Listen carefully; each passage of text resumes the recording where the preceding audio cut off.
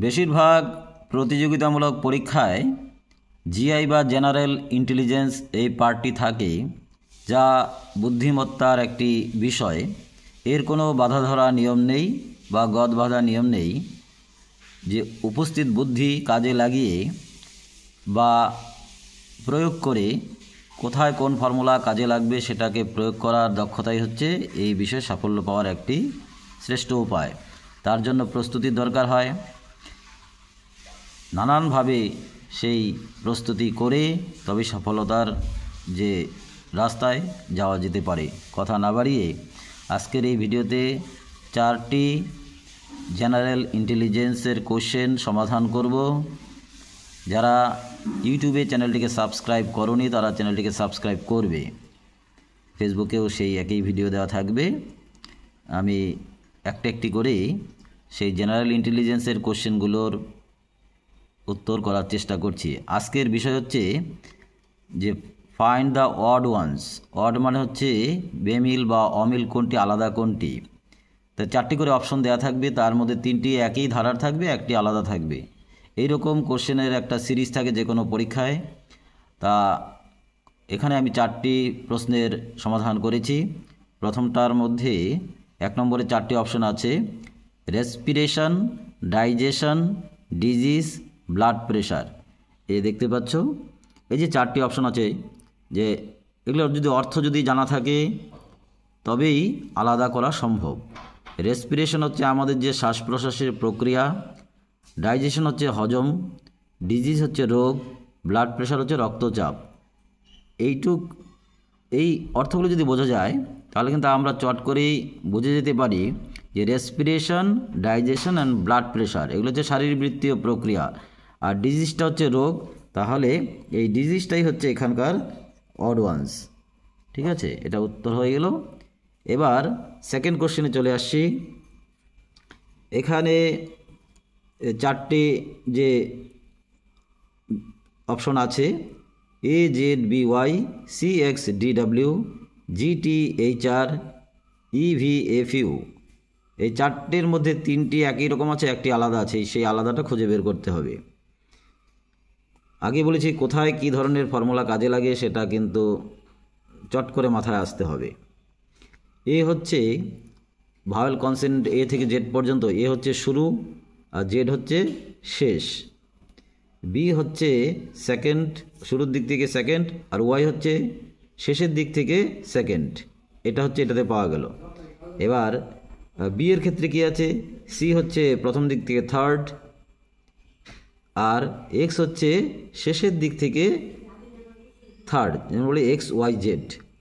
D হচ্ছে শুরুর দিক থেকে ফোর্থ, ডাব্লিউ হচ্ছে শেষের দিক থেকে ফোর্থ। অর্থাৎ এটার আর এটার মধ্যে মিল আছে, একই ধারা বহন করছে।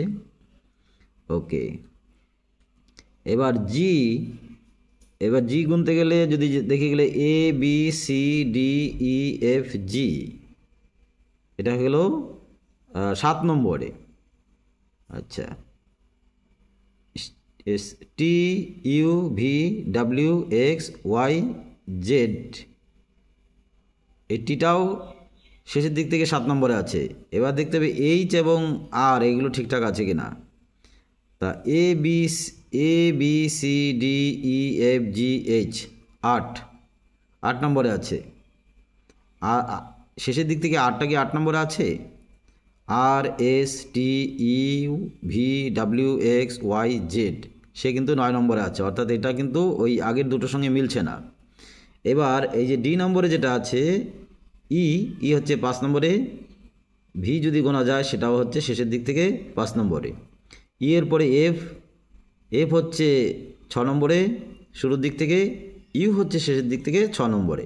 অর্থাৎ এই যে এই অপশনটা এবং এই অপশনটা, এই ধারাগুলো একই ধারা মেনে তৈরি হয়েছে, কিন্তু সি নম্বরটা কিন্তু সেই ধারা অনুসারে তৈরি মানে গঠন হয়নি। তাহলে এখানকার অড ওয়ান হচ্ছে সি ছিলাম, এটা হচ্ছে সি নম্বর। 3 নম্বরের ক্ষেত্রে আসি, 3 নম্বরটা বলা হয়নি। 3 নম্বরে B C D F, A E I O, G H T K এবং আর এন ডাব্লিউ এক্স। এইখানে যেটা দেখতে হবে, আগে বলছি সব জায়গায় সব নিয়ম খাটে না। BCDF AEIO GHTK RNWX। এখান থেকে চট করে আমাদের একটা মাথায় ঢুকে যায় AEIOU, এগুলো হচ্ছে ভাওয়েল। আর বাদ বাকি জায়গাগুলোতে কিন্তু ভাওয়েল নেই। এখানে চারটি যে মানে অ্যালফাবেট আছে সবগুলোই হচ্ছে ভাওয়েল, বাদ বাকিগুলো হচ্ছে কনসোনেন্ট। তাহলে এখানে বি নম্বরটা হচ্ছে অড। ওকে, এবার 4 নম্বরে চলে আসি। এখানে 4 নম্বরে 4টি অপশন আছে, 24 থেকে 81, 33 থেকে 91, 28 থেকে 44, 20 থেকে 11। এটা কিভাবে হয়, কেমন করে হয়? সবসময় যে একই নিয়মই হবে এগুলো তা নয়, কখনো কখনো দেখতে হয় যে ব্যবধান সমান আছে কি না, একটার ব্যবধান আলাদা হতে পারে। আর এইখানে যে চট করে যেটা নজরে পড়ছে যে প্রথম সংখ্যা থেকে দ্বিতীয় সংখ্যাটা বড়, সবার ক্ষেত্রে কি বড় তা নয়। ডি নম্বরে দেখা যাচ্ছে যে প্রথমটা বড়, শেষেরটা ছোট, কিন্তু বাদ বাকি ABC প্রথমের থেকে দ্বিতীয় সংখ্যাটা বড় হয়েছে, অর্থাৎ প্লাস হয়েছে, কিন্তু ডি এর ক্ষেত্রে প্রথমের থেকে দ্বিতীয় সংখ্যাটা ছোট। তাই এখানে অড ওয়ান্স হচ্ছে 18।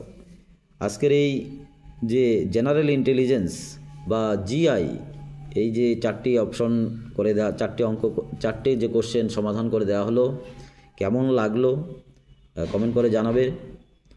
বেশিরভাগ চাকরির পরীক্ষায়, বিশেষ করে কম্পিটিটিভ চাকরির পরীক্ষায় ভালো করে প্রস্তুতি নিতে গেলে এগুলোর সম্পর্কে ব্যাপক চর্চার প্রয়োজন হয়।